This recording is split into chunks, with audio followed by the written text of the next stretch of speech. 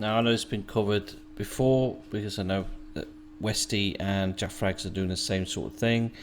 They're doing badasses of World War One, and I was going to do the same thing a few days before, but they beat me to it, so I decided why not do my favourite badass of World War One. Well, there's actually two I've got, but I'll probably do the second one if this one gets a lot of views and if anyone's interested in the story of this guy. This guy is Sergeant York. Now, Sergeant Alvin York was born way back in 1887. He was a third of 11 children. When he got to be a bit of a young man, he had to look after the family because his two older siblings decided to leave the county. So he was stuck with his mum and the younger children, and he became like a father figure. His dad died in 1911, you see, so, what could he do? He had to take jobs in the railroad. He took a job as a logger. He was a hard worker, also a very violent alcoholic. Always fighting. Got several arrest warrants for him. He was always getting arrested and getting in a lot of trouble, really. His mum, who was a very religious woman, decided to persuade him to change his ways, just to become a better man. And because of his history of drinking and fighting, he decided to change his ways after his mum's advice and go to church more often. Being a religious man, he was a conscientious objector, and he did file it and try and claim to be one, so not to get out of the war, if anything. He just wanted to avoid killing people. He just wasn't his thing, He believed in the Bible, fair dues to him. He just didn't want to kill people. But anyway, he joins the army, gets drafted, and his conscientious objector application is basically thrown out. It causes a little bit of friction with his company commander, but it went quite smoothly for him at the army camp in Georgia, where he's based with the 328th Infantry Regiment.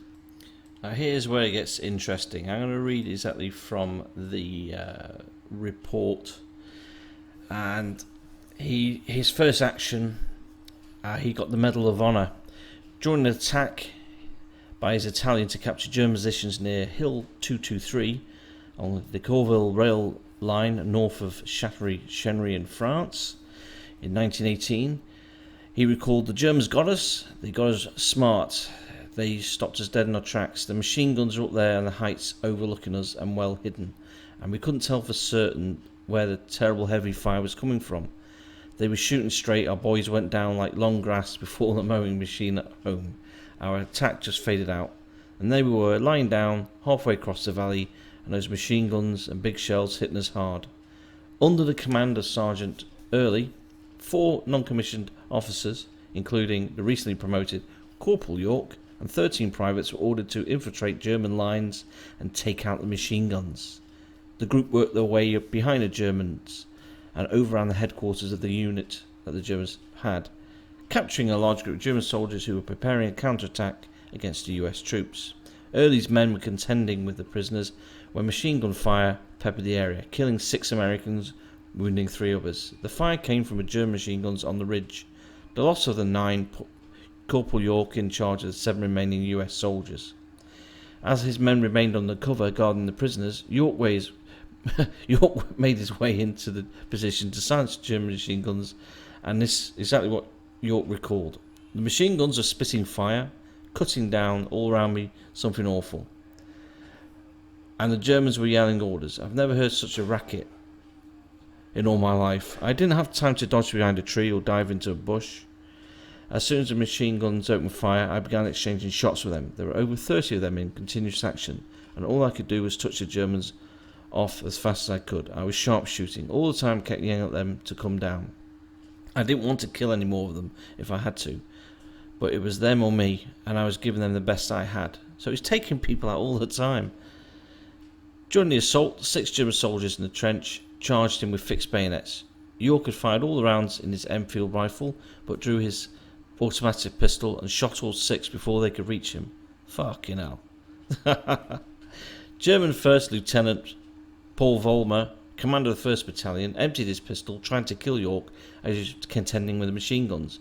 Failing to injure York and seeing his mounted losses, he offered in English to surrender the unit to York, who accepted. So he couldn't kill him, so he surrenders. I would have. By the end of the engagement, York and his 7 men marched 132 German prisoners back to American lines. Upon returning to his unit, York reported to his brigade commander, who remarked, "Well, York, I hear you captured the whole damn German army." York replied, "No, sir, I only got 132.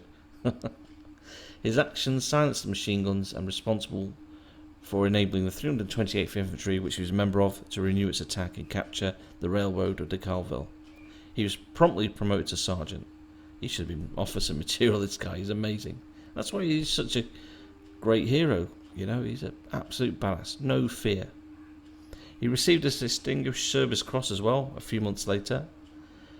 And an investigation in York's chain of command resulted in the upgrade of his Distinguished Service Cross to the Medal of Honor, which was presented by the General John Pershing. Yep, the guy has a tank named after him. The French Republic came the Croix de Guerre, or Legion of Honor. I can never pronounce Guerre. These French words are always difficult for me. Let's call it the Legion of Honor. It's the highest decoration. It's like the Victoria Cross. Victoria Cross is better, but this is a French version.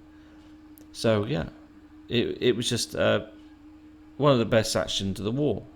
A very, very gutsy thing to do. And that's why he's one of my heroes. I mean, in later life, he did pretty well, you know. His fame accompanied him.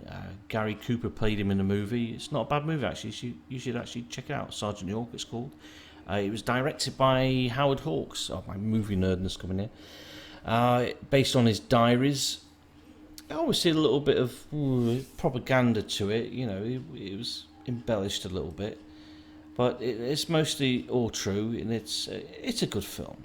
I enjoyed it, and that's how I found out about him, through the film. But the life story is more interesting than the film. But again, he's always been referred to as Sergeant York by the press and the media and by everyone who worships him in America. And his farm's a kind of like more of a museum now, the farm which he grew up in. But to me, he'll always be a World War One hero, a definite man to look up to. And yeah, what an amazing guy.